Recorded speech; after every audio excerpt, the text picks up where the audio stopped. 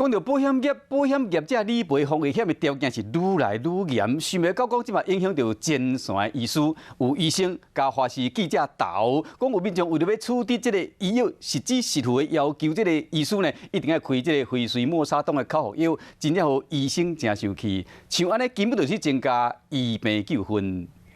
在我手上，我等下去看一下。那您对，应该说他状况有没有好一些？这通电话问诊还未结束，后一通就搁卡来。开往诊所实时问诊，医生毋能到现场，该搁线上，无闲甲爸母食中昼顿。想袂到竟然有民众为着保险金，要求医生替伊开药啊！你的病情根本不符合65岁以上有慢性病、心脏病、癌症这些情况，不能开就是跟他讲不能开，是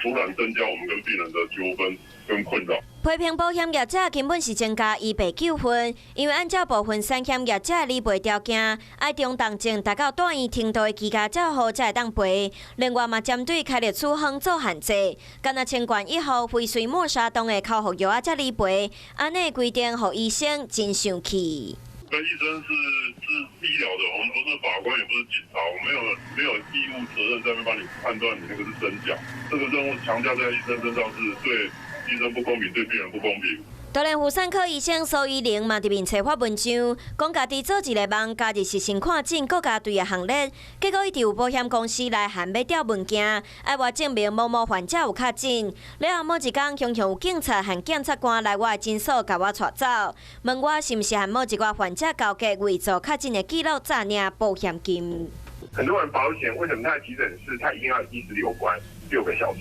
为什么？因为他才请得到保险啊。那我们医疗塞车，难道急诊塞爆，难道跟这个东西没有关系吗？前线医生真生气，不过对保险业者来讲，设定理赔条件会当帮助因解决金流的困境。当然，这一块在药物如果本来是所有的药物都可以接受情况底下，限缩到了固定特定药物才认同的话，那这样子在住院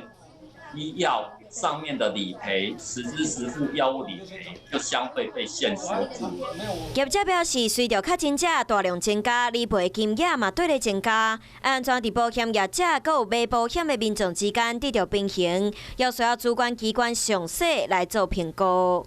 嗨，我是庄宇杰，想要看到更多的新闻内容吗？赶快订阅华视新闻的 YouTube 频道，并且开启小铃铛，跟着宇杰一起看新闻吧。